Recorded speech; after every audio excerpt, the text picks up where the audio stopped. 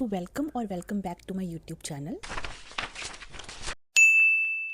Today we are going to talk about all the books I read for the month of January. I know it's quite late, better late than never. So January was a very slow month for me. I think there's something about lack of sunlight, cold that made me really reluctant to read. Till at that time I turned to my most comforting genre, that is mystery thriller. So I read 3 mystery thrillers in January, and so let's talk about them. So very first book I read was Crooked House by Agatha Christie. This was my library read. So Crooked House is one of the standalone of Agatha Christie. I don't have read many standalones by her, but this was definitely a solid read. We are following this family that recently lost their patriarch, the head of the family, Aristide Leonidas. I don't know how to pronounce that name. He died from poisoning. Someone changed his medicine. Now all the family is under suspicion, and I like these kind of mysteries where we are following family, the secrets they have, but there were not many secrets in the family. I don't think the family was dysfunctional enough for me, so I wanted more of that. But still, I really liked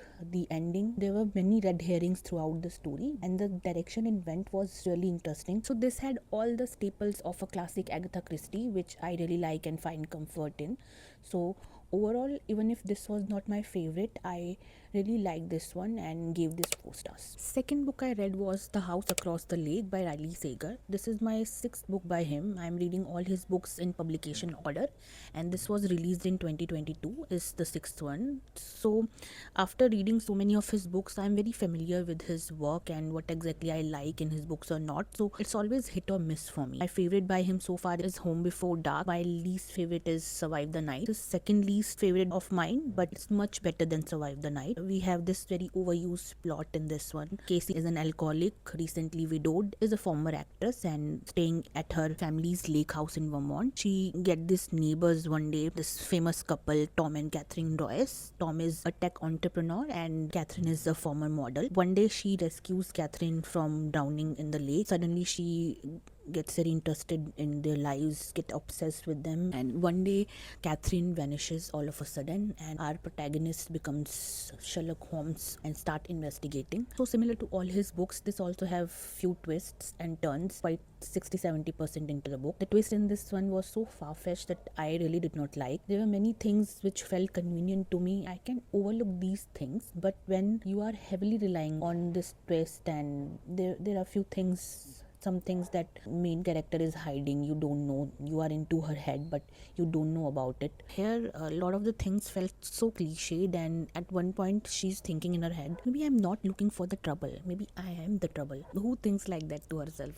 That was inside her head, and that felt so weird to me. It really took me out of the book for a moment. I did not like the twist. Apart from that twist, it was quite generic, and I have read better from him. So I rated this 3 stars. Overall, it's quite forgettable to me. I am not going to think about this plot and this book, but I am really going to think about how weird that twist was and how much I really did not like it. Third book I read was A Kind Worth Killing by Peter Swanson. This was a wild ride. Plot is very generic, but the way it is executed and direction it went, I really liked it. It was mind-blowing. So this guy meets mysterious woman at airport, and they start stalking, and suddenly he's telling her about his cheating wife, how he wants to kill her. They plan this thing, and things quite goes into places. So how it started and how we ended was so different. It went in directions I did not expect. This is divided into few parts, and first part was so shocking to me, very readable. I read